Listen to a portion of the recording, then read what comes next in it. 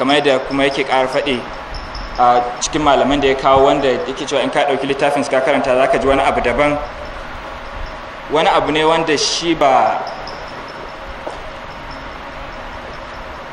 wato ainihin idan mutum na magana da mutane yana iya zama abin da ya faɗi kaɗan ne,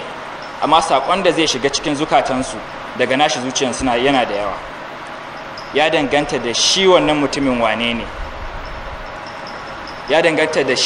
wane ne, shine zai sa wannan saƙon ya zama cewa ba tare da kalmomi masu yawa ba ya iya shigar da shi, saboda shi kuma abin da ya samu a lokutan shi na keɓantaccen lokutan shi da ya gina kanshi zuwa wani mustawa na cewa kai kuma za ka sha daga wajen shi. So aiki ne a gabanmu, kuma ba taliki nake ba, ina ƙarfafawa ne akan mu ƙara fahimtan abin da saƙon da aka isar da zuwa gare mu, kuma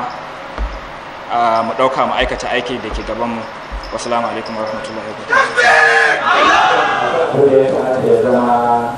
An sani an kira to kuma na tambaya ya zama ba iya wasan ko da aka yi hukumin wasan ko da ya faru,